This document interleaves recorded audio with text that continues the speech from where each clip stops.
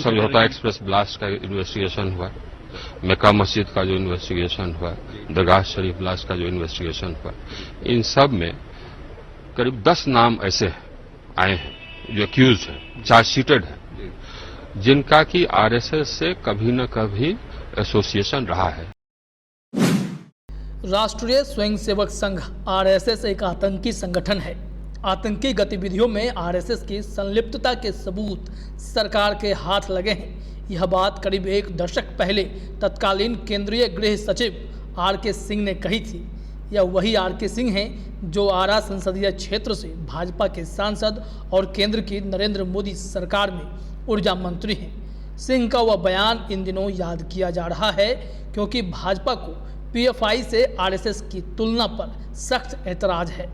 हाल में पटना के फुलवारी शरीफ क्षेत्र से पीएफआई से जुड़े कथित टेरर मॉड्यूल की गिरफ्तारी के बाद पटना के एसएसपी मानवजीत सिंह ढिल्लों ने कहा पीएफआई का कामकाज वैसा ही है जैसा आरएसएस का है।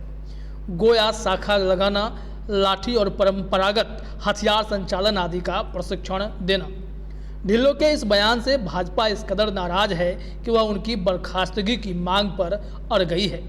हालांकि ढिल्लों ने अपनी सफाई में साफ कर दिया है कि उनका मकसद किसी से किसी की तुलना करना नहीं है, बल्कि उन्होंने उतना ही कहा जितना पकड़े गए 2 संदिग्धों ने पीएफआई और आरएसएस के बारे में कहा है।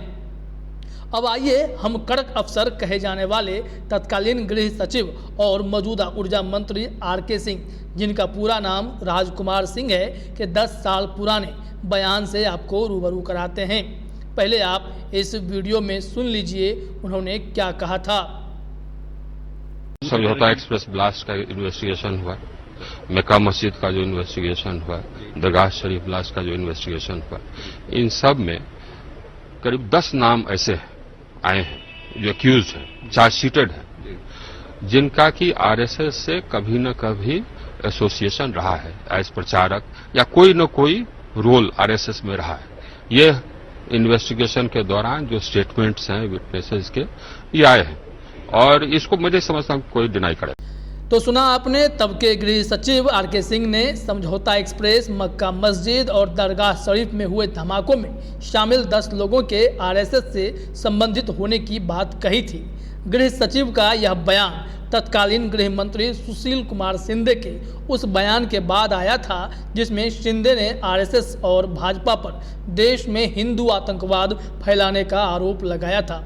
शिंदे ने तब कहा था कि भाजपा और आरएसएस आतंकी प्रशिक्षण शिविर चला रहे हैं। हालांकि शिंदे के उस बयान से कांग्रेस ने किनारा कर लिया था और कहा था कि आतंकवाद का कोई धर्म नहीं होता है, लेकिन तत्कालीन विदेश मंत्री सलमान खुर्शीद ने शिंदे के बयान को तथ्यों पर आधारित बताते हुए कहा था कुछ शब्दों को लेकर मुख्य बातों से भटकना नहीं चाहिए।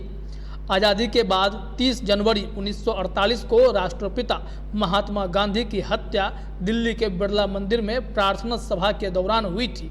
गांधी का हत्यारा नाथूराम गोडसे आरएसएस का नेता था। गांधी की हत्या की साजिश रचने के आरोप में आरएसएस पर केंद्र सरकार ने प्रतिबंध लगा दिया। संघ के दूसरे सर संघ चालक माधवराव सदाशिव उर्फ गुरु गोलवलकर को गिरफ्तार किया गया। तब सरदार पटेल देश के गृह मंत्री थे। 18 महीने बाद 11 जुलाई 1949 को कुछ शर्तों और माफीनामा के आधार पर सरकार ने प्रतिबंध हटाया। संघ पर दूसरा प्रतिबंध 1975 में लगा, जब इंदिरा गांधी की सरकार ने देश में आपातकाल की घोषणा की।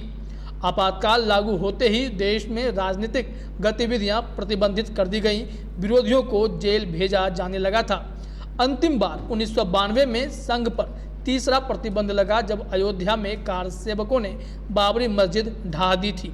उस विध्वंस के बाद देश भर में सांप्रदायिक दंगे हुए। नरसिम्हा राव की तत्कालीन केंद्र सरकार ने आरएसएस पर प्रतिबंध लगा दिया। 6 महीने बाद सरकार ने प्रतिबंध वापस ले लिया था। सांस्कृतिक संगठन कहे जाने वाले आरएसएस को भाजपा का पितृ संगठन भी कहा जाता है। सवर्ण और ब्राह्मण वर्चस्व वाले संगठन राष्ट्रीय स्वयं संघ की विभाजनकारी नीतियों के कारण इसे विविधतापूर्ण भारतीय समाज के लिए खतरनाक माना जाता है। इस पर प्रतिबंध लगाने की मांग भी उठती रहती है।